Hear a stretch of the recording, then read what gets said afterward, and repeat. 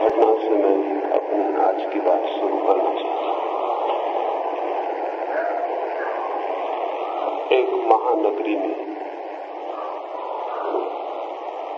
100 मंजिल एक मकान के ऊपर 100वीं मंजिल से एक युवक कूद पड़ने की धमकी दे रहा था। उसने अपने कमरे के सब द्वार बंद कर रखे थे। बालकनी पे खड़ा हुआ था, 100वीं मंजिल से कूदने के लिए तैयार, आत्महत्या करने को उत्सुक। उससे नीचे की मंजिल पर लोग खड़े होकर उससे प्रार्थना कर रहे थे कि आत्महत्या मत करो, रुक जाओ, ठहर जाओ, ये क्या पागलपन कर रहे हो। लेकिन वो किसी की सुनने को राजी नहीं थे। तब एक बूढ़े आदमी ने उससे कहा, हमारी बात मत सुनो, लेकिन अपने माँ बाप का ख्याल करो कि उन पर क्या गुजरेगी। उस युवक ने कहा, न मेरा पिता है न मेरी माँ है, वे दोनों मुझसे पहले ही चल बसे। बूढ़े ने देखा कि बात तो व्यर्थ हो गई, तो उसने कहा, कम से कम अपनी पत्नी का स्मरण करो, उस पर क्या बीतेगी। उस युवक ने कहा, मेरी कोई पत्नी नहीं, मैं अविवाहित हूं। उस बूढ़े ने कहा, तो कम से कम अपनी प्रेयसी का ख्याल करो, किसी को प्रेम करते होगे, उस पर क्या गुजरेगी। उस युवक ने कहा, प्रेयसी मुझे प्रेम से घृणा है और स्त्री को मैं नरक का द्वार समझता हूं, मैं कोई स्त्री को प्रेम करता नहीं, मुझे कूद जाने दे। अंतिम बात रह गई थी कहने को। उस बूढ़े ने कहा, कूदने के पहले एक बार ये सोच लो, किसी की फिक्र मत करो, लेकिन अपनी तो फिक्र करो, अपना जीवन नष्ट कर रहे हो। उस युवक ने कहा, काश मुझे पता होता कि मैं कौन हूं, तो शायद जीवन नष्ट करने की बात भी ना आती, लेकिन मुझे ये भी पता नहीं कि मैं कौन हूं।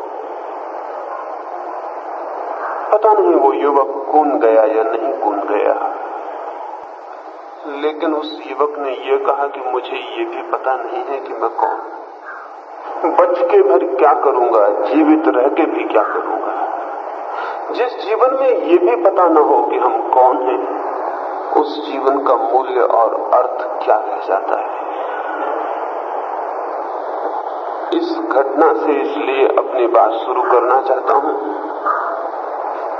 कि हम सब जीवन में करीब करीब ऐसी ही हालत में खड़े हैं जहां हमें कोई भी पता नहीं कि हम कौन हैं। अपने होने का ही कोई बोध नहीं है। जीते हैं लेकिन जीवन से कोई साक्षात्कार नहीं हुआ है। श्वास लेते हैं, चलते हैं, उठते हैं, बैठते हैं, फिर एक दिन समाप्त हो जाते हैं, लेकिन ज्ञात नहीं हो पाता कि कौन था जो जन्मा, कौन था जो जिया, कौन था जो समाप्त हो गया। इतने अज्ञान से भरे हुए जीवन में कोई आनंद हो सकता है? इतने अज्ञान से भरे हुए जीवन में कोई प्रेम हो सकता है? इतने अज्ञान से भरे जीवन में कोई उपलब्धि हो सकती है? इतने अज्ञान से भरे जीवन में कोई अर्थ, कोई प्रयोजन, कोई सार्थकता हो सकती है? नहीं हो सकती, नहीं है।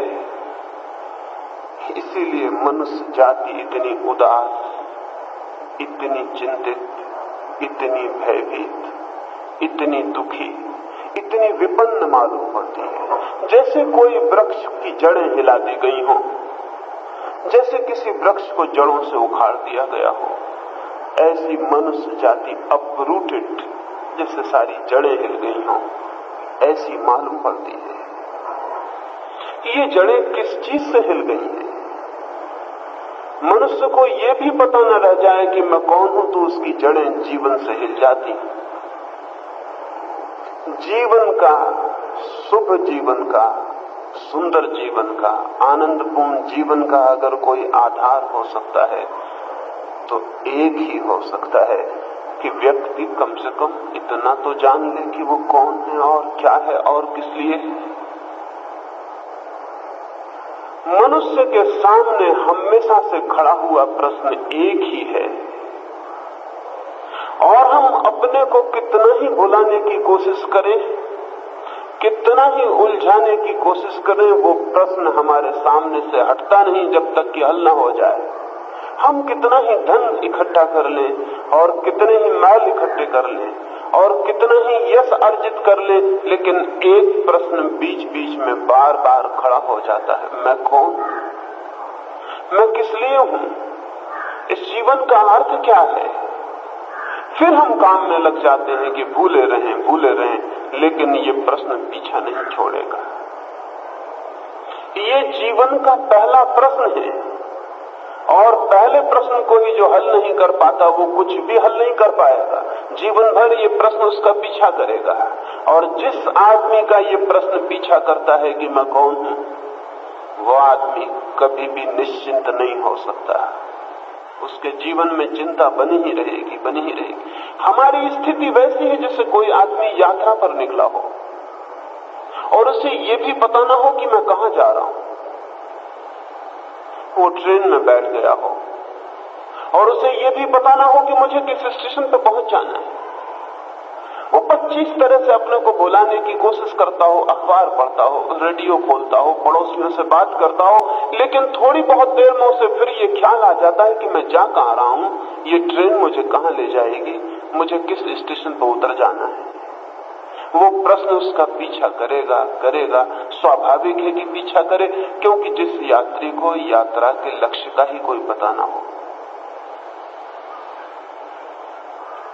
और हम तो ऐसे यात्री हैं जिन्हें यात्रा के लक्ष्य का ही पता नहीं, जिन्हें ये भी पता नहीं कि यात्री कौन है, मैं कौन। हम न केवल ये नहीं जानते हैं कि हमें कहां पहुंचना है, न केवल हम ये नहीं जानते हैं हमें कहां उतर जाना है, न हम ये जानते हैं कि हमें किस दिशा में यात्रा करनी है, हमें ये भी पता नहीं है कि मैं कौन हूं जो यात्रा करने वाला है। तो यदि मनुष्य विभिन्न मालूम पड़ता हो, चिंतित, भयातुर, घबराया हुआ, तो आश्चर्य क्या है, स्वाभाविक है। जब तक मनुष्य जीवन के इस प्राथमिक प्रश्न का उत्तर न खोज ले, तब तक उसके जीवन में आनंद की कोई वर्षा नहीं हो सकती। न वो आत्मविश्वस्त हो सकता है, न वो निश्चिंत हो सकता है, न उसके तनाव समाप्त हो सकते, न उसकी अशांति समाप्त हो सकती, न उसकी पीड़ा बंद हो सकती, न उसके दुख से छुटकारा हो सकता। फिर वो कितने ही उपाय करते रहे, वे सब उपाय अपने वास्तविक प्रश्न और जीवन की वास्तविक समस्या को भुलाने के उपाय हैं। भुलाने से कोई बात भूलती नहीं, जितना हम भुलाने की कोशिश करते हैं वो उतनी ही प्रबल होकर सामने खड़ी हो जाती है। आदमी के जन्म से लेकर मृत्यु तक एक प्रश्न पीछा करता है, मैं कौन हूं और किस लिए हूं। और अगर इसका कोई पता नहीं चलेगा तो फिर शास्त्र ने जैसा कहा है, man is a useless passion. शास्त्र कहता है आदमी एक व्यर्थ वासना है जिसमें कोई अर्थ नहीं। तो फिर अंत में यही दिखाई पड़ेगा कि आदमी एक व्यर्थ की दौड़ धूप है, एक अर्थहीन कथा जिसका न कोई प्रारंभ न कोई अंत, न जिसका कोई उद्देश्य। तो ऐसे व्यर्थ जीवन में शांति हो सकती है, ऐसे मीनिंगलेस एग्जिस्टेंस में, ऐसे अर्थहीन अस्तित्व में प्राण निश्चिंत हो सकते हैं। इतनी व्यर्थता के बीच प्रेम का जन्म हो सकता है, इतनी व्यर्थता के बीच कोई सत्य, कोई शिव, किसी सुंदर का अवतरण हो सकता है। इसलिए इसी संबंध में थोड़ी बात मुझे आपसे कहनी है। मैं कहना चाहता हूं मनुष्य एक व्यर्थ वासना नहीं है, यूजलेस पैशन नहीं है। मैं कहना चाहता हूं जीवन एक अर्थहीन कथा नहीं है। मैं कहना चाहता हूं जीवन एक सार्थक आनंद है, लेकिन केवल उन्हीं के लिए जो जीवन की पहेली को सुलझाने की हिम्मत दिखाते हैं। हम सब तो एस्केपिस्ट हैं, हम सब तो जीवन की पहेली की तरफ पीठ करके भागने वाले लोग हैं। जो जीवन से भागते हैं, अगर जीवन उन्हें आनंद ना हो सके तो इसमें दोष किसका, कसूर किसका? जीवन को आमने सामने लेना है, जीवन का एनकाउंटर करना है, जीवन से मुठभेड़ लेनी है, जीवन का सामना करना है, तो जीवन का अर्थ खुलना शुरू हो जाता है। जो जीवन को आमने सामने खड़े होकर देखने की हिम्मत दिखाता है, वही व्यक्ति इस समस्या को सुलझाने में समर्थ हो पाता है कि मैं कौन। लेकिन आदमी ने इस समस्या से बचने के बहुत से उपाय खोज लिए हैं, हल करने के नहीं, बचने के। इस समस्या को सुलझा लेने के नहीं, समस्या से भागने के। हमारी शायद आदत ये हो गई है कि हम हर प्रश्न और समस्या से भागने के लिए कोई रास्ता खोज लेते हैं। अगर घर में कोई बीमार पड़ा है, अगर दिवाला निकल गया है, अगर धन की तंगी आ गई है, अगर जीवन चिंतित हो उठा है, तो कोई आदमी संगीत सुन के अपने को भुला लेता है, कोई सिनेमा में बैठ के अपने को भुला लेता है, कोई शराब पी के अपने को भुला लेता है। लेकिन भुलाने से कोई समस्या हल होती है? भुलाने से सिर्फ समस्या को हल करने की हमारी क्षमता और शक्ति क्षीण होती। समस्या तो वहीं की वहीं खड़ी रहती, हम और कमजोर वापस लौटते हैं। जितनी देर हम किसी समस्या को भुलाने की कोशिश करते हैं, उतनी देर में हम और कमजोर हो जाते हैं। समस्या का सामना करने की हमारी सामर्थ्य और कम हो जाती है। जीवन की पूरी समस्या के साथ हम यही व्यवहार कर रहे हैं जो हम छोटी समस्याओं के साथ करते हैं। आदमी ने स्वयं को भूल जाने के लिए सब तरह के विकास कर लिए। सारी शराबें, सारे मादक द्रव्य, सारी वे खोजें जिन्हें आदमी मनोरंजन कहता है, वे सारी खोजें जीवन की वास्तविक समस्या को भुलाने के अतिरिक्त और कुछ भी नहीं करती। किस बात को आप मनोरंजन कहते हैं? जहां आप घड़ी दो घड़ी अपने को भूल जाते हैं, संगीत में, सिनेमा में, शराब में, मित्रों में, मंडली में, भजन कीर्तन में, मंदिर में, प्रार्थना में, जहां भी आप अपने को थोड़ी देर के लिए भूल जाते हैं, आप कहते हैं बड़ा अच्छा लगा। लेकिन अपने को भूलना आत्मघाती है, सुसाइडल है। अपने को जानना है, भूलना नहीं है। भूल के क्या हल होगा? कौन सी समस्या सुलझ जाएगी? नींद में पड़ जाने से कौन सी समस्या का अंत आ जाएगा? लेकिन आदमी ने आज तक अपने को भुलाने की कोशिश की है। उन लोगों ने तो कोशिश की ही है जिन्हें हम सांसारिक कहते हैं, जिन्हें हम धार्मिक कहते हैं। वे तथाकथित धार्मिक लोगों ने भी स्वयं को भुलाने की कोशिश की है। प्रश्न है कि मैं कौन हूं, और इसके हमने कुछ रेडीमेड उत्तर तैयार कर रखे हैं जो कि भुलाने के लिए तरकीब का काम करते हैं। जब प्रश्न उठता है कि मैं कौन हूं, हम किताबों में खोजते हैं, शास्त्रों में खोजते हैं, वहां उत्तर मिल जाते हैं कि तुम तो परमात्मा हो, तुम तो ब्रह्म हो, तुम तो आत्मा हो। फिर इन उत्तरों को हम पकड़ लेते हैं और दोहराने लगते हैं, मैं आत्मा हूं, मैं ब्रह्म हूं, मैं परमात्मा हूं। रोज सुबह सांझ हम इसे दोहराने में लग जाते हैं। शायद हम सोचते होंगे कि दोहराने से समस्या हल हो जाएगी।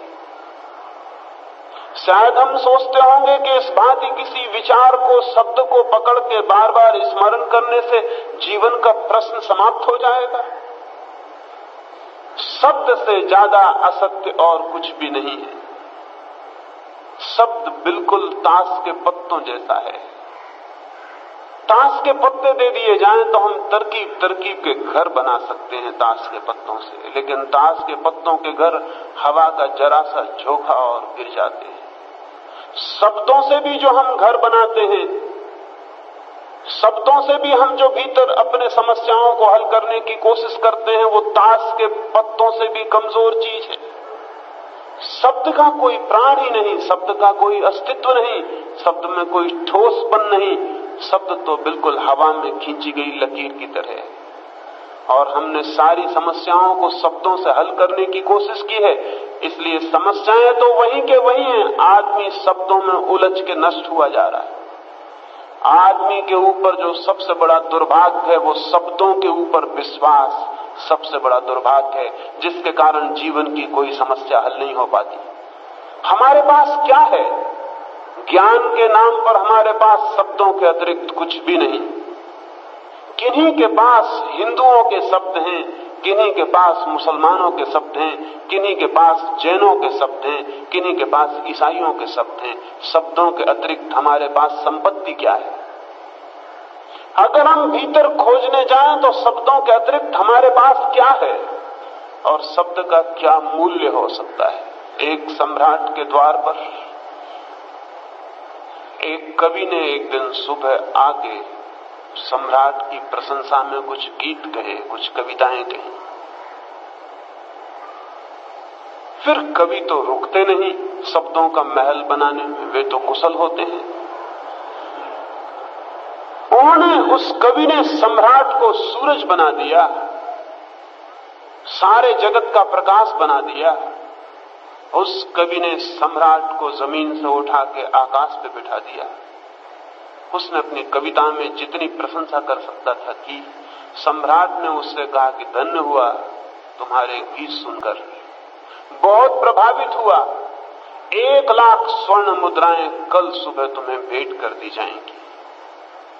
कवि तो दीवाना हो गया, सोचा भी ना था कि 1 लाख स्वर्ण मुद्राएं भेंट मिल जाएंगी। आनंद विभोर घर लौटा, रात भर सो नहीं सका। बार बार ख्याल आने लगा 1 लाख स्वर्ण मुद्राएं, क्या करूंगा? न मालूम कितनी योजनाएं बना ली। कवि था, शब्दों का मालिक था, बहुत शब्द जोड़ लिए, सारा भविष्य स्वर्ण में हो गया, सारा भविष्य एक सपना हो गया, जीवन एक धन्यता मालूम होने लगी। सुबह जल्दी ही सूरज निकलने भी नहीं पाया कि द्वार पर पहुंच गया राजा। सम्राट ने बिठाया और थोड़ी देर बाद पूछा कैसे आए? उस कवि ने सोचा कि कहीं भूल तो नहीं गया सम्राट, पूछता है कैसे आए हैं।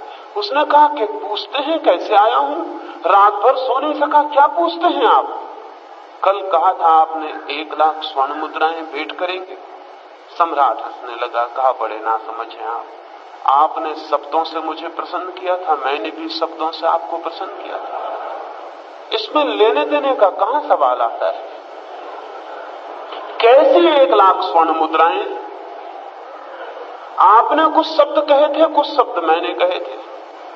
शब्द के उत्तर में शब्द ही मिल सकते हैं, स्वर्ण मुद्राएं कैसी? तब कवि को पता चला कि शब्द अपने में थोथे हैं, उनके भीतर कोई कंटेंट नहीं। शब्द अपने आप में पानी पर खींची गई लकीरों से ज्यादा नहीं है, लेकिन हमारे पास क्या है? शब्दों के अतिरिक्त कुछ और है। शब्दों पर हम जीते और लड़ते भी हैं। मैं कहता हूं मैं हिंदू हूं, मैं कहता हूं मैं मुसलमान हूं। कोई कैसे मुसलमान हो गया, कोई कैसे हिंदू हो गया? कुछ शब्द हैं जो कुरान से लिए गए हैं, कुछ शब्द हैं जो गीता से लिए गए हैं, कुछ शब्द हैं जो इस मुल्क में पैदा हुए, कुछ शब्द हैं जो उस मुल्क में पैदा हुए। और शब्दों को हमने इकट्ठा कर लिया तो एक तरह के शब्द मुसलमान बना देते हैं, दूसरे तरह के शब्द हिंदू बना देते हैं, तीसरे तरह के शब्द जैन बना देते हैं। क्योंकि किसी के भीतर कुरान है, किसी के भीतर बाइबल है, किसी के भीतर गीता है। शब्दों के अतिरिक्त हमारी संपदा क्या है? और इन कोरे शब्दों पर हम लड़ते भी हैं और जीवित आदमी की छाती में तलवार भी भोंक सकते हैं, मंदिर भी जला सकते हैं, मस्जिद में आग भी लगा सकते हैं, क्योंकि मेरे शब्द अलग हैं, आपके शब्द अलग हैं। आदमी शब्दों पे जी रहा है हजारों वर्षों से और सोच रहा है कि शब्दों में कोई बल है, कोई संपदा है, कोई संपत्ति है। शब्द एकदम बोझ है, लेकिन शब्दों से भ्रम जरूर पैदा होता है। जैसे उस कवि को भ्रम पैदा हुआ 1 लाख स्वर्ण मुद्राओं का। रात भर उसने गिनती की, हाथ में स्वर्ण मुद्राएं मालूम पड़ी।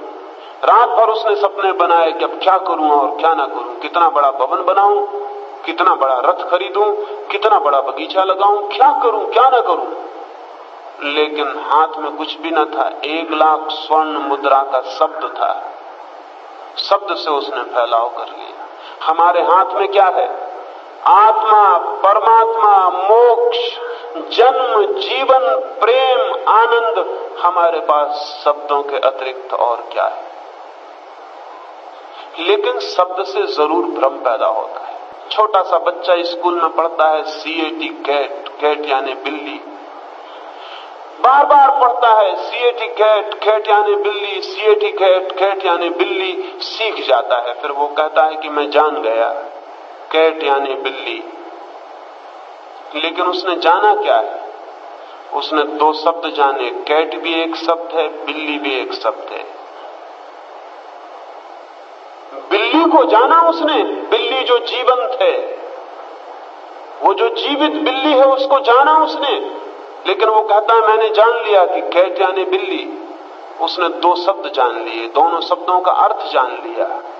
शब्द भी शब्द हैं, अर्थ भी शब्द है, और बिल्ली पीछे छूट गई। वो जो जीवंत प्राण है बिल्ली का, उसे उसने बिल्कुल नहीं जाना। लेकिन वो कहेगा कि मैं जानता हूं कैट यानी बिल्ली।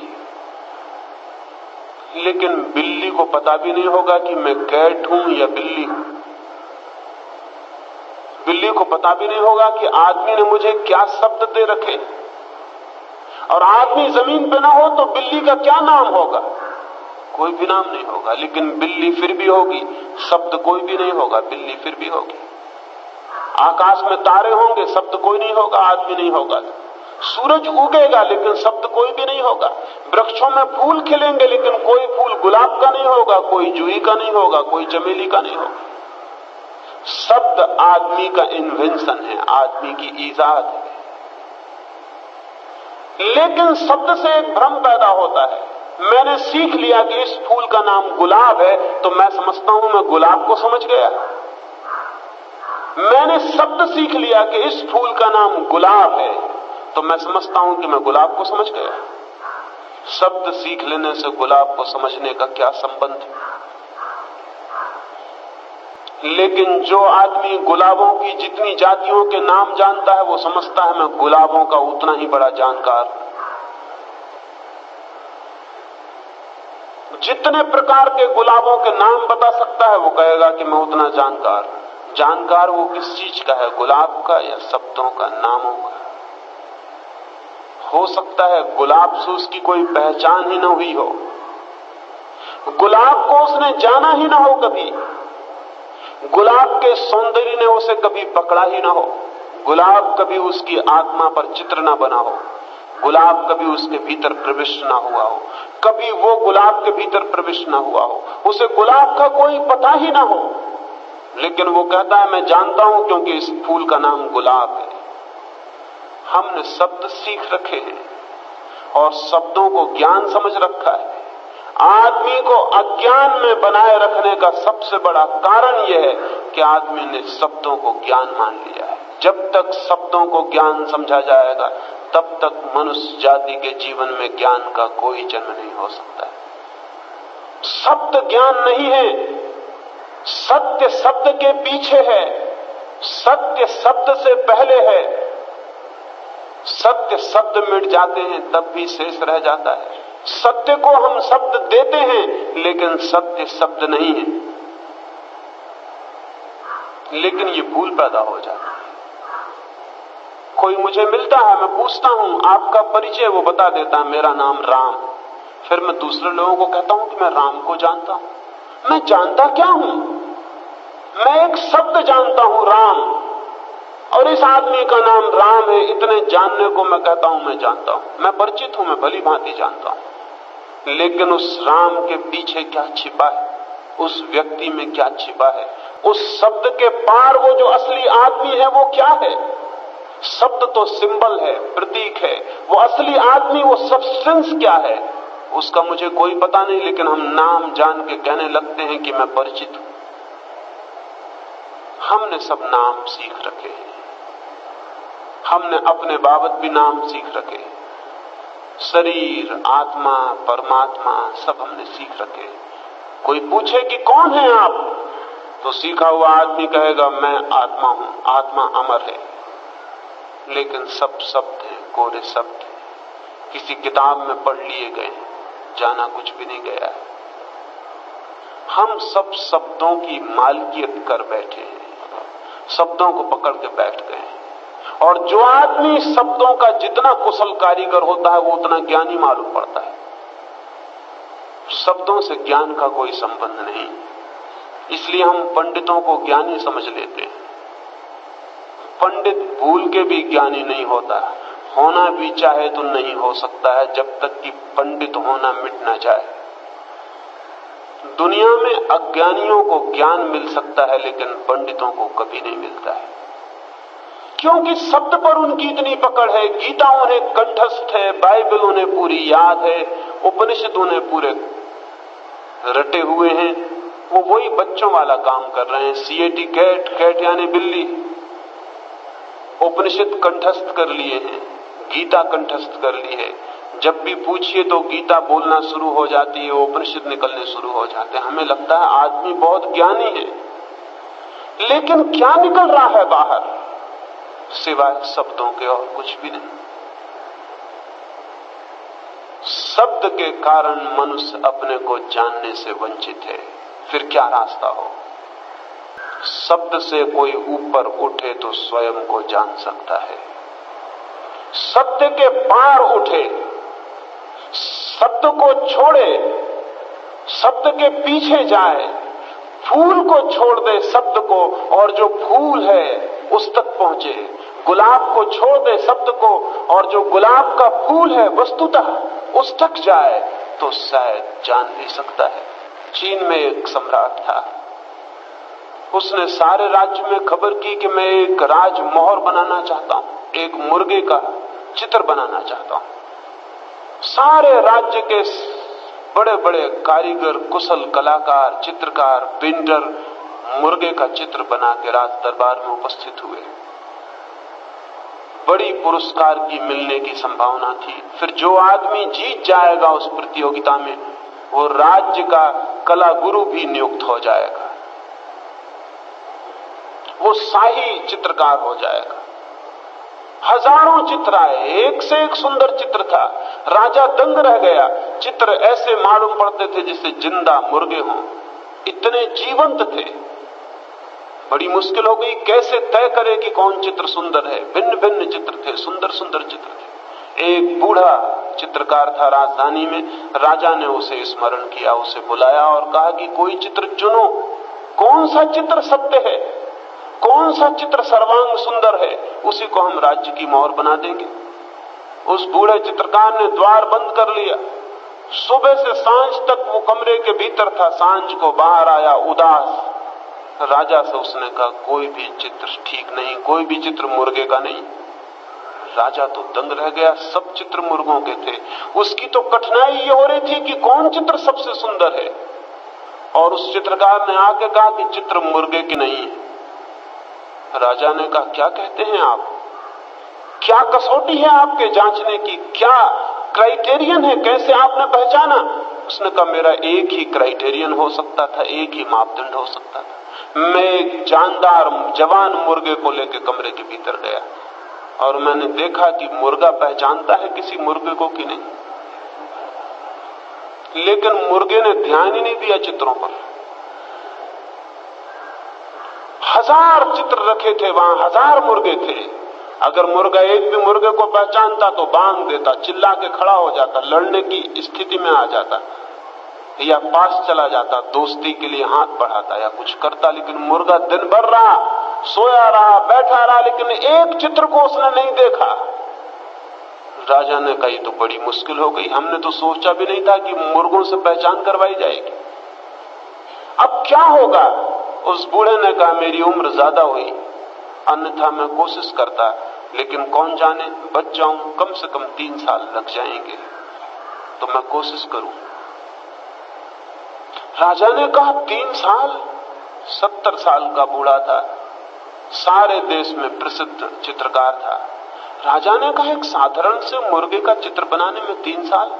उस बूढ़े ने कहा चित्र बनाना तो बहुत आसान है, मुर्गे को जानना बहुत कठिन है।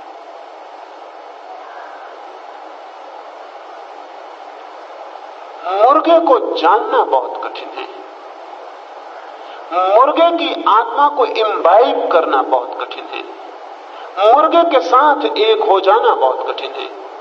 और जब तक मैं मुर्गे के साथ एक ना हो जाऊं, आत्मैक्य ना हो जाए, जब तक मेरा उससे मिलन ना हो जाए, तब तक मैं कैसे जानूं कि मुर्गा भीतर से क्या है। बाहर से जो दिखाई पड़ता है रंग रेखा, उनसे कोई मुर्गे को नहीं पहचान सकता। मुर्गा भीतर क्या है।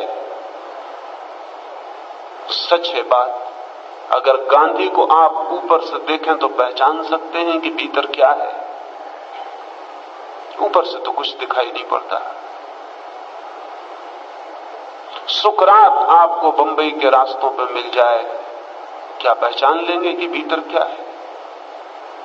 जीसस क्राइस्ट आपको मिल जाए कहीं, पहचान लेंगे भीतर क्या है। आदमी ऊपर से दिखाई पड़ेगा, रूप दिखाई पड़ेगा, रंग दिखाई पड़ेगा, शकल दिखाई पड़ेगी, और क्या दिखाई पड़ेगा। ये तो प्रतीक हुए, लेकिन भीतर ये आदमी क्या है, कैसे दिखाई पड़ेगा। उस बूढ़े ने कहा बहुत मुश्किल है, आदमी का चित्र भी बनाना होता तो भी आसान था, क्योंकि मैं भी एक आदमी हूं, भीतर से जान सकता हूं कि आदमी क्या होता है। लेकिन मुर्गा, मैं मुर्गा नहीं हूं। मुर्गा भीतर से कैसा अनुभव करता है, उसकी आत्मा क्या है, ये मैं कैसे जानूं।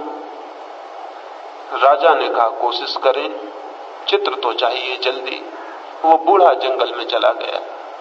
6 महीने बीत गए तो राजा ने आदमी भेजे कि पता लगाओ वो बूढ़ा जिंदा है या मर गया। और 6 महीने हो गए, कोई खबर नहीं आई।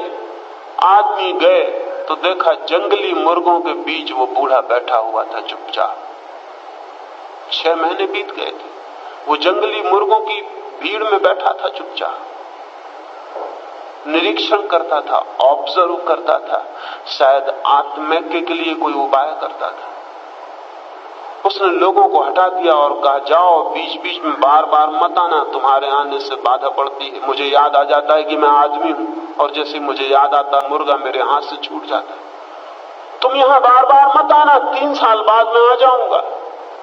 तुम्हें बीच बीच में देखता हूं तो मुझे फिर याद आ जाता है कि मैं आदमी हूं। इधर 6 महीने में मैंने कोशिश की थी कि मैं मुर्गा हूं, वो भूल जाता, वहां से छूट जाता। 3 साल बाद लोग गए, उस बूढ़े को तो पहचानना मुश्किल हो गया था। वो तो एक पहाड़ी के किनारे खड़े होकर मुर्गे की आवाज उससे निकल रही थी। उन्होंने उसे जाके हिलाया और कहा ये क्या हो गया, आप तो मुर्गे की आवाज निकल रही है। उस बूढ़े ने कहा आ गया पकड़ में मुर्गा, इन 3 सालों में सब शब्द छोड़ दिए। इन 3 सालों में मुर्गे को मैं जानता हूं, ये ख्याल छोड़ दिया, डूब गया उसके साथ, एक हो गया। तब चलता हूं। वो राज दरबार में जाके खड़ा हुआ और उसने मुर्गे की आवाज बांध दी। राजा ने कहा पागल हो गए हो मालूम होता, हमने बुलाया था चित्र, तुम मुर्गा बन जाओ ये नहीं कहा था, चित्र कहां है। उस कलाकार ने कहा चित्र तो अब एक क्षण की बात है, सामान बुला ले, मैं चित्र यहीं बना दूंगा। लेकिन अब मैं जान के लौटा हूं कि मुर्गा भीतर से क्या कैसा है, मैं उसके साथ एक होकर लौटा हूं। क्षण भर भी नहीं लगा, सामान आया और उसने चित्र बना के सामने रख दिया। हाथ उठा के लकीर खींच देनी थी और राजा ने कहा कि एक मुर्गा ले आओ।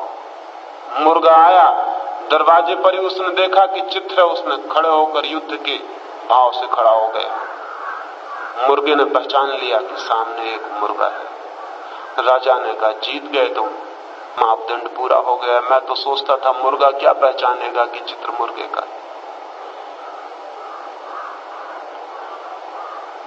ये जो हमारे शब्द हैं, गुलाब का फूल, जूही का फूल, सूरज, पत्नी, बेटा, माँ, बाप, ये शब्द बीच में खड़े हो जाते हैं, हमें किसी से भी एक नहीं होने देते। दूसरों की बात तो अलग, ये आत्मा हूं मैं, परमात्मा हूं मैं, ब्रह्म हूं, अहम ब्रह्मास्मि, ये शब्द बीच में खड़े हो जाते हैं, स्वयं से भी एक नहीं होने देते। जिससे हम एक हैं उससे भी बीच में दीवार खड़ी कर देते हैं। विचारक शब्दों का धनी होता है और इसलिए विचारक सत्य को कभी नहीं जान पाता है।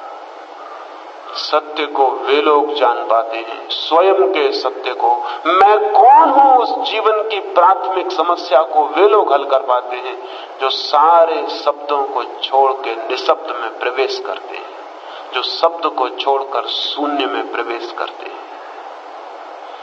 शब्द को कैसे छोड़ा जा सकता है? बड़ी कठिनाई है। 24 घंटे हम शब्दों में जीते हैं, सोते हैं तो शब्दों में, जागते हैं तो शब्दों में। एक छोटा सा शब्द और हमारा हृदय खिल के एक फूल बन जाता है, और एक छोटा सा शब्द और हमारा क्रोध का है जागरण हो जाता है, हृदय एक अंगार बन जाता है। एक छोटा सा शब्द और हम दुखी हो जाते हैं, और एक छोटा सा शब्द और हम आकाश में तैरने लगते हैं। हमारा सारा जीवन शब्दों का है, सारा जीवन शब्दों का है। जागते हैं तो शब्दों में, सोते हैं तो शब्दों में, रात भर शब्द और स्वप्न और शब्द, और सुबह उठे कि वो शब्दों का व्यापार फिर शुरू हो जाता है। जैसे किसी झील के ऊपर काई छा गई हो, पत्ते ही पत्ते फैल गए हो, पूरी झील ढक गई हो, कुछ दिखाई ना पड़ता हो, ऐसे शब्दों ही शब्दों में हमारी पूरी चेतना ढक गई है और कुछ भी नहीं दिखाई पड़ता, सिवाय शब्दों के कुछ भी दिखाई नहीं पड़ता। आप भीतर जाइए और शब्द ही शब्द, शब्द ही शब्द मिलेंगे। इन शब्दों से छूटे बिना कोई स्वयं को नहीं जान सकता है, लेकिन हमारी सारी शिक्षा शब्दों की शिक्षा है। सारा समाज शब्दों पर जीता है, सारा जीवन शब्दों की संपदा का व्यापार करता है। निशब्द की तो कोई संभावना नहीं, कोई मौका नहीं। शून्य हो जाने का, शब्द से मुक्त हो जाने का तो कोई अवसर नहीं है। जब तक ये अवसर हम न जुटा लें तब तक हमें पता नहीं चल सकता कि मैं कौन हूं, जीवन क्या है। ये कैसे होगा? दो बात समझ लेनी जरूरी है। पहली बात, शब्द को हम किस भांति सीखते हैं, इस सूत्र को समझ लेना जरूरी है। तो हम ये भी सीख सकते हैं कि शब्द को कैसे भूला जा सकता है। एक सुबह बुद्ध अपने भिक्षुओं के बीच बोलने गए। लोगों ने देखा वे अपने हाथ में एक रेशमी रुमाल लिए हुए हैं। वे जाके बैठ गए। बैठ के उन्होंने रुमाल खोला, उसमें एक गांठ लगाई, फिर दूसरी गांठ लगाई, फिर तीसरी गांठ लगाई, फिर और गांठें लगाई। पूरा रुमाल गांठों से भर गया। भिक्षु चुपचाप देखते रहे कि वे क्या कर रहे हैं। फिर उन्होंने कहा, भिक्षुओं, मैं रुमाल लेकर आया था, उसमें कोई गांठ न थी। अब रुमाल में गांठें ही गांठें लग गई हैं। मैं तुमसे ये पूछता हूं, ये वही रुमाल है या दूसरा रुमाल? एक भिक्षु ने कहा कि एक अर्थ में तो वही रुमाल है, क्योंकि गांठ लगने से रुमाल में कोई खास फर्क नहीं पड़ गया, और एक अर्थ में रुमाल में बदलाहट हो गई। पहला रुमाल सीधा साफ था, इसमें गांठें पड़ गई। बुद्ध ने कहा, मनुष्य की चेतना भी ऐसी ही है। शब्दों की गांठें पड़ जाती हैं चेतना पर, लेकिन चेतना वही है। फिर भी फर्क हो गया। रुमाल में गांठें लगी हैं तो रुमाल व्यर्थ हो गया, उसका उपयोग नहीं किया जा सकता, उसे खोला नहीं जा सकता। रुमाल वही है, लेकिन गांठों लगा रुमाल व्यर्थ हो गया, उसे खोला नहीं जा सकता, उसका उपयोग नहीं किया जा सकता। इसलिए फर्क भी पड़ गया और फर्क नहीं भी पड़ा। मूलतः तो रुमाल वैसा का वैसा है, लेकिन उपयोगिता भिन्न हो गई। फिर बुद्ध ने पूछा कि मैं ये पूछता हूं, इन गांठों को कैसे खोला जाए? क्या मैं इस रुमाल को खींचूं? उन्होंने रुमाल खींचा, गांठें और छोटी हो गई और मजबूत हो गई। एक भिक्षु ने कहा अगर आप रुमाल खींच दिए गए तो गांठें और मजबूत हो जाएंगी, खुलेंगी नहीं। हम जीवन भर शब्दों की गांठें और खींचते चले जाते हैं, वो और मजबूत होती चली जाती है। बुद्ध ने कहा तो मैं कैसे खोलूं? तो एक भिक्षु ने कहा इसके पहले कि मैं कुछ कहूं कि रुमाल कैसे खुलेगा, मैं ये देखना चाहूंगा कि गांठें बांधी कैसे गई, क्योंकि जिस भांति बांधी गई होंगी उल्टे रास्ते से चलने से खुल जाएंगी। बुद्ध ने कहा ये भिक्षु ठीक कहता है, गांठ कैसे बांधी गई है जब तक ये न जान लिया जाए तब तक गांठ खोली नहीं जा सकती। ये भी हो सकता है खोलने की कोशिश में गांठ और मजबूती से बंध जाए। मनुष्य के मन पर शब्दों की गांठ कैसे बंध गई है ये जानना जरूरी है, तो खोलने का रास्ता भी साफ हो जाता है। जिस रास्ते से चल के आप इस भवन तक आए हैं उल्टे चलेंगे तो अपने घर पहुंच जाएंगे। जिस रास्ते से गांठ बंधती है उल्टे जाएंगे तो गांठ खुल जाएगी। ये शब्दों ने मनुष्य के मन को ऐसा जकड़ रखा है। कैसे जकड़ रखा है? क्या है प्रक्रिया शब्द के सीखने की? लर्निंग की प्रक्रिया क्या है? तो अनलर्निंग की प्रक्रिया उल्टी प्रक्रिया होगी। तो मैंने कहा छोटा बच्चा सीखता है, कैसे सीखता है? वो कहता है CAT कैट, कैट यानी बिल्ली, दोहराता है दोहराता है दोहराता है, रिपीट करता है रिपीट करता है रिपीट करता है, पुनरुक्ति करता है। पुनरुक्ति माध्यम है शब्द की गांठ बांधने का। जितना किसी चीज को दोहराइए दोहराइए दोहराइए उतना शब्द की गांठ मन पे बैठती चली जाती है। पुनरुक्ति द्वार है, रास्ता है, मेथड है लर्निंग का। शब्दों के सीखने का रास्ता है पुनरुक्ति, रिपीटिशन। स्मृति खड़ी होती है पुनरुक्ति से, तो अपुनरुक्ति से गांठ खुल सकती है, अनलर्निंग पैदा हो सकती है, शब्द भूले जा सकते हैं। हम पुनरुक्ति तो सीख गए हैं बचपन से, लेकिन अपुनरुक्ति हम नहीं जानते हैं कि क्या करें क्या करें क्या ना करें। एक छोटा सा ख्याल समझ में आ जाए तो अपुनरुक्ति का रास्ता समझ में आ सकता है, अनलर्निंग का मेथड समझ में आ सकता है, और जीवन के सत्य को जानने के लिए उसके अतिरिक्त कोई रास्ता नहीं है।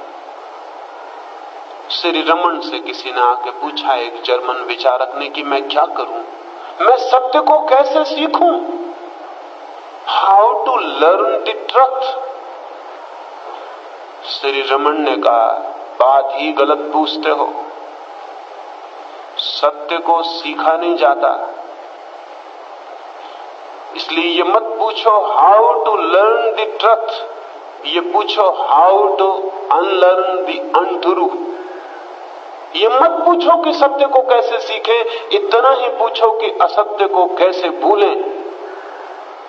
असत्य अनलर्न हो जाए तो सत्य प्रकट हो जाता है। झील के पत्ते अलग कर दिए जाएं तो झील प्रकट हो जाती है। पर्दा अलग कर दिया जाए तो प्रकाश सामने आ जाता है। द्वार खोल दिया जाए तो हवाएं भीतर प्रविष्ट हो जाती है। ये मत पूछो कि हवाओं को कैसे भीतर लाएं, यही पूछो कि द्वार कैसे खोलें। ये मत पूछो कि प्रकाश कहां खोजें, यही पूछो कि आंख कैसे खोलें। तो श्री रमन ने कहा, पूछो कि अनलर्न कैसे करें, जो सीख लिया है उसे भूलें कैसे, चेतना को वापस सरल और शुद्ध कैसे करें, कैसे करें, यही प्रश्न सबके सामने है।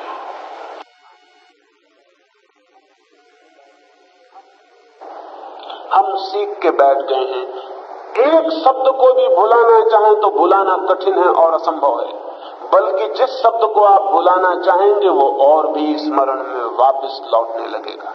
किया होगा आपने कभी कोशिश, किसी चेहरे को आप भुला देना चाहते हैं, किसी स्मृति को भुला देना चाहते हैं और परेशानी में पड़ जाते हैं। जितना भुलाना चाहते हैं उतनी स्मृति वापस आने लगती है।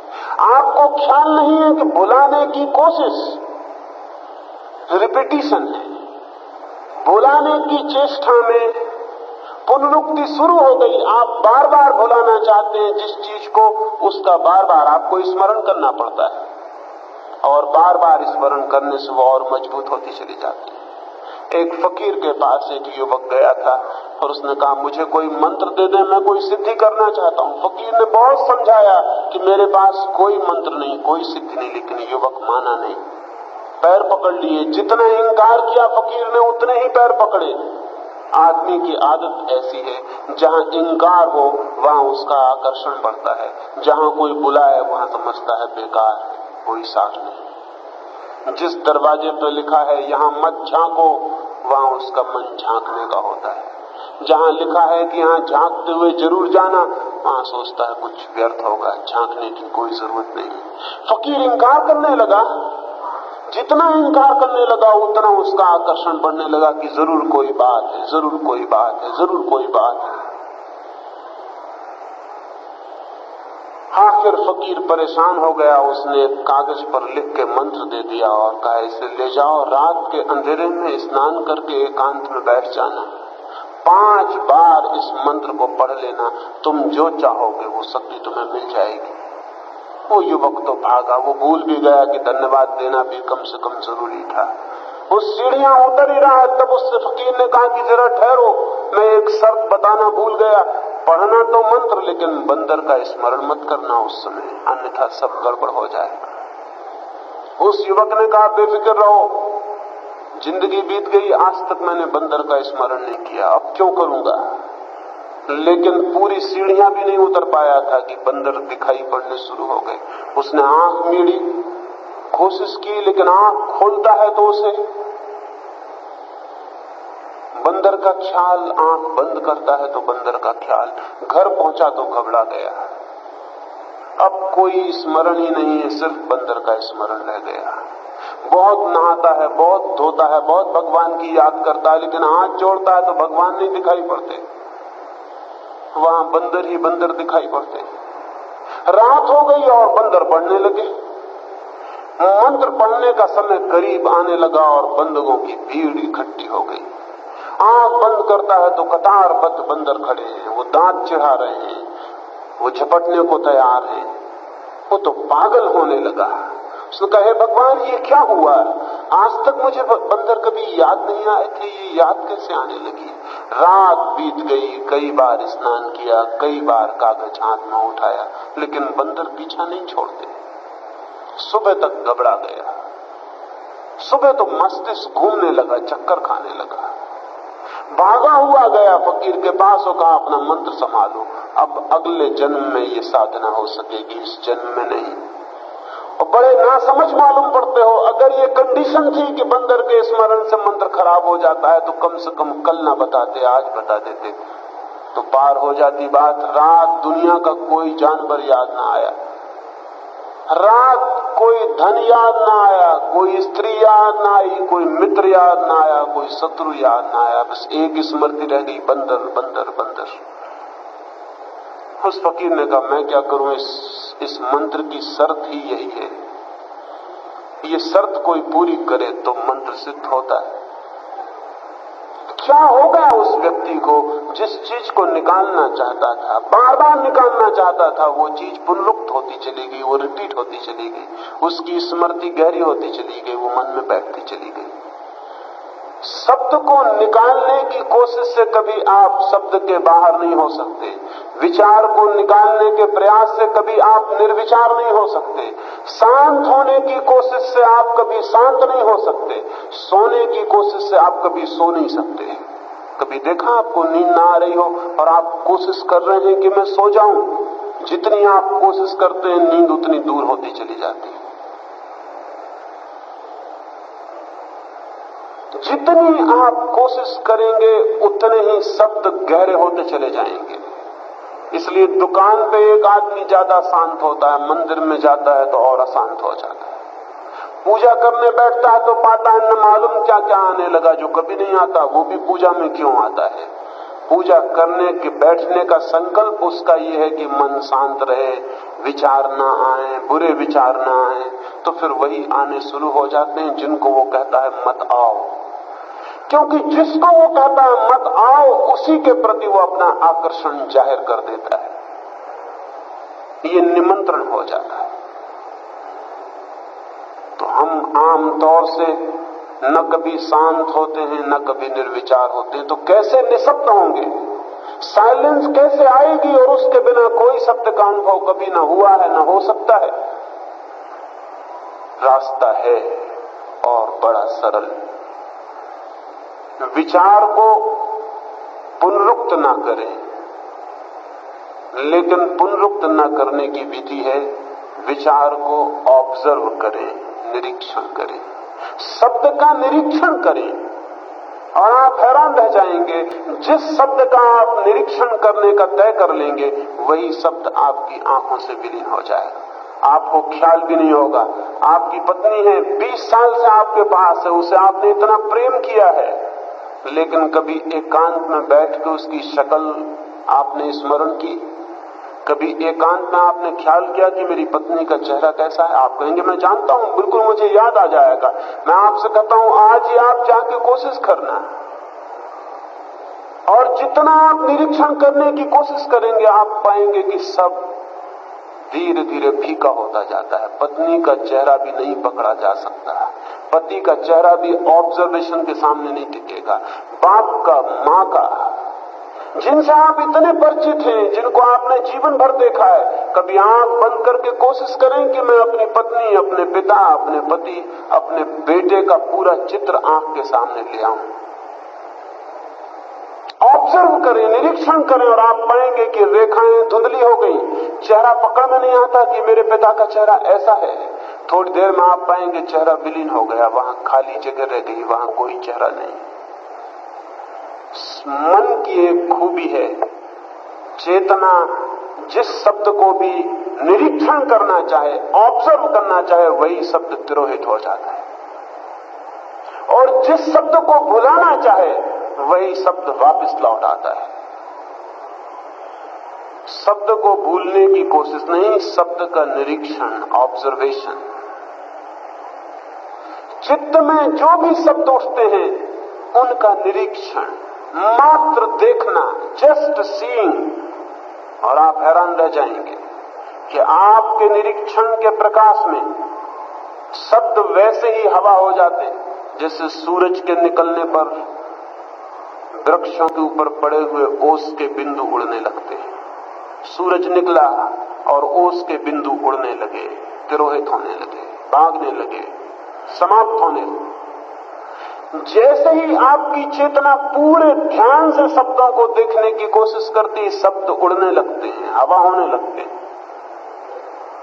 और एक बार आपको ये सीक्रेट ख्याल में आ जाए, ये रहस्य ख्याल में आ जाए कि शब्द को देखने से शब्द की मृत्यु हो जाती, उसी दिन आपने अनलर्निंग का, भूल जाने का राज रहस्य अनुभव कर लिया। और जिस आदमी को ये रहस्य मिल जाता है वो ध्यान को उपलब्ध हो जाता है। ध्यान का और कोई अर्थ नहीं है, मेडिटेशन का और कोई अर्थ नहीं है। ध्यान है शब्दों की मृत्यु, और शब्दों की मृत्यु की प्रक्रिया है ऑब्जर्वेशन, अवेयरनेस, कॉन्शसनेस। किसी भी शब्द के प्रति पूरे सचेतन हो जाएं, शब्द विलीन हो जाएगा। एक गुलाब के फूल के पास आप खड़े, आपको ख्याल आता है ये गुलाब का फूल, बस बाधा पड़ गई, फूल उस तरफ रह गया, बीच में शब्द आ गया। अब जरूरी है कि शब्द को हटा दें बीच से, ताकि फूल से संबंध हो सके। तो आंख बंद कर लें और ये गुलाब का फूल है, इस शब्द पर ध्यान ले जाएं, पूरा निरीक्षण ले जाएं, और इस शब्द को पकड़ने की कोशिश करें कि रुक जाओ, ये गुलाब का फूल है, इस शब्द को मैं पूरी तरह देख लेना चाहता हूं, रुक जाओ, भागो मत। और आप थोड़ी देर में पाएंगे कि वो रुका हुआ शब्द इवोपरेट होने लगा, उड़ने लगा, भागने लगा। वो शब्द भाग जाए, फिर आंख खोल के गुलाब के फूल को देखें, और अगर फिर ख्याल आ जाए कि ये गुलाब का फूल है, फिर आंख बंद कर लें, फिर उस शब्द को निरीक्षण करें। जब तक कि आप बिना शब्द के गुलाब के फूल को देखने में समर्थ न हो जाएं, तब तक इस प्रक्रिया को जारी रखें। आप थोड़े ही दिन के प्रयोग में उस जगह पहुंच जाएंगे जहां आपकी आंख गुलाब के फूल को देखेगी, लेकिन आपकी स्मृति नहीं कहेगी कि ये गुलाब का फूल है। सिर्फ देखते हुए आप रह जाएंगे, बीच में कोई शब्द नहीं उठेगा। और जिस दिन निशब्द दर्शन हो जाता है, उस दिन गुलाब के फूल से आपकी आत्मा एक हो गई। उस दिन आप जानेंगे क्या है गुलाब का फूल। उस दिन आप जानेंगे कि उस चित्रकार ने क्या जाना होगा कि मुर्गा होना क्या है। उस दिन आप जानेंगे सूरज क्या है, उस दिन आप जानेंगे चांदनी क्या है, उस दिन आप जानेंगे पत्नी क्या है, पिता क्या है, मित्र क्या है। और जिस दिन आपको निशब्द दर्शन की ये संभावना स्पष्ट होने लगेगी, उस दिन इसका अंतिम प्रयोग स्वयं पर किया जाता है। तब निशब्द होकर अपने को देखा जा सकता है और उस दिन आप जानेंगे कि मैं कौन हूं। उस दिन जीवन की पहली और बुनियादी समस्या हल होती है कि मैं कौन हूं। और जिसके समक्ष ये समस्या हल हो जाती है, उसका जीवन एक बिल्कुल अभिनव, एक बिल्कुल नया जीवन हो जाता है। उसके जीवन में आमूल क्रांति हो जाती है। उसके जीवन में क्रोध की जगह क्षमा का जन्म हो जाता है। उसके जीवन में घृणा की जगह प्रेम का जन्म हो जाता है। उसके जीवन में भय की जगह अभय का जन्म हो जाता है। उसके जीवन में कांटे विलीन हो जाते और फूल खिल जाते हैं। उसके जीवन में अर्थहीनता नष्ट हो जाती, सार्थकता पैदा हो जाती है। फिर उसे मनोरंजन की तलाश नहीं होती, फिर वो 24 घंटे एक आनंद की थिरक में नाचता रह जाता है।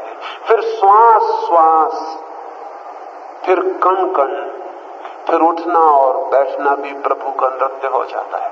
फिर सब कुछ एक आनंद में बदल जाता है। फिर ऐसा जैसे जीवन के एक आनंद सागर में कोई बहा जाता हो। सब तरफ फिर रोशनी दिखाई पड़ने लगती है और सब तरफ फिर सुगंध का अनुभव होने लगता है और सब तरफ प्रभु की छवि दिखाई पड़ने लगती है। फिर एक पत्ते में भी सारे विराट विश्व के दर्शन हो जाते हैं। फिर वैसा व्यक्ति जब एक फूल को देखता है, गुलाब के फूल को देखता है, तो उसे गुलाब का फूल ही नहीं दिखाई पड़ता। फिर फूल के पीछे की शाखाएं, फिर शाखाओं के नीचे की जड़ें, फिर जड़ों से जुड़ी हुई पृथ्वी, फिर फूल पर आई हुई सूरज की किरणें और सूरज, सब संयुक्त दिखाई पड़ने लगता है। फिर वो प्रविष्ट हो जाता है विराट में और सारे जीवन का दर्शन उसे शुरू हो जाता है। लेकिन हम तो अपने को नहीं जानते, विराट जीवन को कैसे जान सकेंगे? और जब हम अपने को नहीं जानते तो हम और क्या जान सकेंगे? जब हम अपने से भी अज्ञान हैं, अपने से भी अजनबी स्ट्रेंजर हैं, तो हम और किससे परिचित हो सकेंगे? ये सारा जीवन हमारा अपरिचित छूट जाता है क्योंकि हम अपने से ही अपरिचित हैं। और जो विराट संपदा मिल सकती थी, सौंदर्य की, सत्य की, आनंद की, उस सब से हम वंचित रह जाते हैं। ये वंचित रह जाने के लिए और कोई जिम्मेवार नहीं है। अगर मैं वंचित रह जाता हूं तो मैं ही जिम्मेवार। ये दोष किसी और पर नहीं दिया जा सकता। ये कहना फिजूल है कि आदमी एक व्यर्थ वासना है। अगर आदमी व्यर्थ वासना है तो ये उस आदमी की भूल है। ये मैं आपसे कहना चाहता हूं, आदमी एक सार्थक उपलब्धि है, आदमी एक सार्थक अनुभूति है। आदमी का जीवन अपरसीम अमृत को अपने भीतर छिपाए हुए है, जैसे एक वीणा पड़ी हो किसी घर में और कोई बजाना ना जानता हो, और घर के लोग कहते हो फेंको इस सामान को, यहां घर में फिजूल जगह घेरे हुए है। ठीक हमारे पास जीवन की वीणा पड़ी है, लेकिन हम उसके तारों से परिचित नहीं, हमें उसके राज मालूम नहीं, हमें उसका बजाना पता नहीं, तो घर में एक बोझ मालूम होता है। कई बार सोचते हैं फेंक दो इसे, कई बार चूहे गूंज जाते हैं, बच्चे गूंज जाते हैं, वीणा में खन खन की आवाज हो जाती है, घर में डिस्टर्बेंस मालूम होता है, नींद टूट जाती है। हम कहते हैं हटाओ इसको, ये व्यर्थ का एक सामान घर में पड़ा है, शोरगुल होता है। लेकिन कभी कोई वीणा को बजाने वाला कुशल हाथ वहां आ जाए और वीणा पर हाथ रख दे तो सोए तार जग उठेंगे, निष्प्राण तारों में प्राण पैदा हो जाएगा, घर एक संगीत से गूंज उठेगा। हम कल्पना भी न कर सकते थे कि इन तारों में इतना छिपा है। घर में बीज पड़े हों, कंकड़ पत्थरों जैसे मालूम होते हैं बीज, सोचते हैं फेंक दें इन्हें, क्या अर्थ है, क्या प्रयोजन है, लेकिन हमें पता नहीं इन बीजों में वृक्ष छिपे हैं, हमें पता नहीं इन बीजों में फूल छिपे हैं, हमें पता नहीं इन बीजों में सुगंध छिपी है। काश कोई माली आ जाए और उन बीजों को बो दे बगिया में, तो हम हैरान रह जाएंगे कि हमने कई बार सोचा था कि फेंक दें इन बीजों को।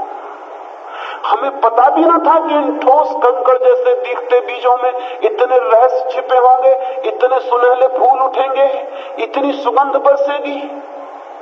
हमें कभी कल्पना भी न थी। जीवन भी एक वीणा की तरह, जीवन भी एक बीज की तरह, लेकिन जो उसके राज को खोलने में समर्थ हो जाता है वो आनंद को उपलब्ध हो जाता है। जो उसके राज को नहीं खोल पाता वो दुख में जीता है, दुख में मरता है। मैं आपसे पूछना चाहता हूं, आप दुख में जी रहे हैं, पीड़ा में जी रहे हैं, चिंता में, उदासी में, अंधेरे में, तो कोई और जिम्मेवार नहीं है सिवाय आपके। और आप चाहें तो आज ये जिंदगी का बीज फूलों से भर सकता है, चाहें तो आज इस वीणा से संगीत पैदा हो सकता है। उस वीणा से कैसे संगीत पैदा हो सकता है, उस संबंध में एक छोटा सा सूत्र मैंने आपसे कहा है, लेकिन मेरे कहने से कुछ भी नहीं हो सकता। उस सूत्र पर आपके कदम आगे बढ़ जाएं तो कुछ हो सकता है। जीवन एक साधना है। जीवन जन्म के साथ नहीं मिलता, जन्म के साथ तो केवल पोटेंशियल, बीज रूप संभावना मिलती है। जीवन तो अपने हाथ से निर्मित करना होता है। परमात्मा ने एक मौका दिया है आदमी को, जन्म देता है परमात्मा, जीवन नहीं देता। जन्म सिर्फ अपॉर्चुनिटी है, अवसर है, जीवन खुद को पैदा करना होता है। और जो खुद के जीवन को पैदा करने में समर्थ होता है वो आनंद को उपलब्ध होता है। आनंद हमेशा आत्म सृजन की छाया है, सेल्फ क्रिएशन की छाया है। जब कोई व्यक्ति अपने जीवन को निर्मित कर लेता है तो आनंद से भर जाता है। ये मौका है, लेकिन ये मौका खोया भी जा सकता है और हम में से अधिक लोग इस मौके को खोते हैं। आज तक मनुष्य जाति के अधिकतम बीज व्यर्थ ही नष्ट हो गए हैं। मुश्किल से मनुष्य जाति के इतिहास में 10-50 आदमी पैदा हुए हैं जिनके बीजों में फूल आए, जिनकी वीणा में संगीत पैदा हुआ। बाकी लोग ऐसे ही नष्ट हो गए। एक छोटी सी कहानी और अपनी बात में पूरी करूं। एक सम्राट मरने के करीब था, उसके 3 बेटे थे। उसने उन बेटों की परीक्षा लेनी चाहिए कि किसको वो दे दे सारा राज्य, कौन संभाल सकेगा, कौन मालिक बन सकेगा। उसने कहा मैं तीर्थ यात्रा पर जाता हूं, मुझे वर्ष 2 वर्ष 3 वर्ष लग सकते हैं, मैं तुम्हारी परीक्षा के लिए एक प्रयोग करना चाहता हूं। उसने एक बोरा फूलों के बीज तीनों बेटों को दे दिए और कहा जब मैं लौटूं तो मैंने तुम्हें जो दिया है वो अमानत रही, वो मुझे वापस कर देना, देखो वो नष्ट ना हो जाए। बड़े बेटे ने सोचा कि ठीक है, कैसी परीक्षा है, क्या पागलपन है। उसने एक तिजोरी में ताला लगा के वो बोरे भर बीज फूलों के बंद कर दिए। उसने कहा जब बाप लौटेगा निकाल के ताला वापस लौटा देंगे। 3 सालों में उन बीजों का वही हुआ जो होना था, वो सड़ गए और राख हो गए। दूसरे बेटे ने सोचा कि इन बीजों को कहां रखे रहूंगा, कंबल हो जाए, कुछ गड़बड़ हो जाए, बाजार में बेच दूं। बाप जब लौटेगा फिर खरीद के एक बोरा बीज दे देंगे, कौन पहचानेगा कि वही बीज। बीजों में कोई नाम लिखा है, कोई सील लगी है, कौन झंझट संभालने की करेगा। उसने बाजार में बीज बेच दिए, रुपए लाके तिजोरी में रख दिए। जब बाप आएगा बीज खरीद कर वापस लौटा देंगे। तीसरे लड़के ने कहा कि बीज संभालने को बाप ने दिए हैं, बीज के संभालने का एक ही रास्ता हो सकता है कि इनको बो दिया जाए, इनमें फूल आ जाएंगे, फिर नए बीज आ जाएंगे। जब तक बाप लौटेगा एक बोरे के 1000 बोरे बीज हो जाएंगे। उसने बीज बो दिए। संभाल के रखने का पागलपन क्या, इनका फायदा भी ले लो, इतने दिन फूलों की सुगंध भी ले लो। उसने बीज बो दिए, मौसमी बीज थे। 4 महीने भी नहीं बीत पाए कि बगिया फूलों से भर गई। सारा गांव प्रशंसा करने लगा। बाप जब 3 साल बाद लौटा तो कोसों तक, मीलों तक महल के आसपास की भूमि फूलों से भरी थी। बाप ने आके पूछा अपने बेटों को, बड़े बेटे से कि बीज कहां है? उसने तिजोरी खोली, वहां से राख और बदबू कि सब बीज सड़ गए थे। उसने कहा ये रखे हैं जो आप दे गए थे। बाप ने कहा पागल, ये फूलों के बीज थे और उनसे बदबू आ रही। कौन है जिम्मेवार इस बात के लिए? पहला बेटा हार गया। दूसरे बेटे से कहा बीज। उसने कहा मैं अभी जाता हूं, रुपए निकाले बाजार से खरीद लाता हूं। बाप ने कहा कि बीज मैंने तुझे संभालने को दिए थे, बेचने को नहीं।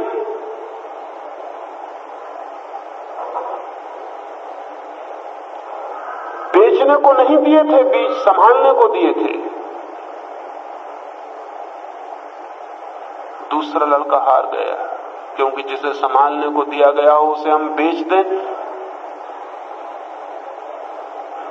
कुछ लोग पहले लड़के की तरह हैं जिन्होंने जिंदगी के बीज को तिजोरियों में बंद कर रखा है। जिंदगी सड़ जाती है और बदबू निकलती है। कुछ लोग दूसरे लड़के की तरह हैं जो जिंदगी को बाजार में बेच रहे हैं, न मालूम कितने कितने रूपों में। और जिस दिन मौत सामने आएगी वो कहेंगे हमने जिंदगी बेच दी। किसी ने धन में बेच दी, किसी ने यश में बेच दी। वो कहेंगे अपने पिता के सामने कि ये धन है, हमने जिंदगी बेच दी, ये तिजोरियां हैं, ये देखो हमारे पद, ये देखो कि मैं मंत्री था, ये मैं महामंत्री था, ये मैं प्रधानमंत्री था फला मुल्क। हमने जिंदगी बेच दी और ये खरीद लिए पद, ये धन खरीद लिया, ये सर्टिफिकेट देखो, ये प्रमाण पत्र देखो, ये पद्मश्री राजश्री की उपाधियां देखो, हमने बेच दी जिंदगी और ये खरीद के हम ले आए। लेकिन उस बाप ने कहा कि जो मैंने संभालने को दिया था वो बेचने को नहीं दिया था, और बेचना होता तो मैं खुद बेच देता, तुझे संभाल के देने की जरूरत क्या थी? बीज कहां है जो मैंने दिए थे? उसके हाथ में नोटों के रुपए हैं, कागज के रुपए। अब कहां बीज जो फूल बन सकते थे, कहां कागज के नोट जो कुछ भी नहीं बन सकते। वो तीसरे लड़के के पास पहुंचा कि बीज कहां है मेरे? उसने कहा बाहर आ जाएं, क्योंकि बीज तिजोरियों में बंद नहीं किए जा सकते और न नोटों में बंद किए जा सकते हैं, वो खेतों में फैल गए। बाहर आ जाएं। मीलों तक बीजों के फूल हो गए, फूल हवा में लहरा रहे हैं, सूरज की रोशनी में तितलियां उन पर उड़ रही हैं और पक्षी गीत गा रहे हैं। और बाप ने कहा तू अकेला मालिक होने के योग्य है। परमात्मा भी सबको बीज देता है जीवन के, लेकिन कुछ लोग पहले लड़के की तरह, कुछ लोग दूसरे लड़के की तरह, और बहुत थोड़े से लोग तीसरे लड़के की तरह बीजों के साथ व्यवहार करते हैं। मैं आपसे प्रार्थना करता हूं तीसरे लड़के पर ध्यान रखना, कहीं आप पहले 2 लड़कों के जैसे सिद्ध न हो। वो तीसरे लड़के अगर आप हो जाएं तो आपके जीवन की बगिया में भी इतने ही फूल, इतनी ही सुगंध, इतने ही गीत गाते पक्षी निश्चित ही पैदा हो सकते हैं। परमात्मा करे आपका जीवन फूलों की एक बगिया बने। वो कैसे बन सकता है? वो थोड़ी सी बात मैंने आपसे कही, आपने मेरी बातों को इतने प्रेम और शांति से सुना, उसके लिए बहुत बहुत अनुग्रहित हूँ। और अंत में सबके भीतर बैठे परमात्मा को प्रणाम करता हूँ। मेरे प्रणाम स्वीकार करें।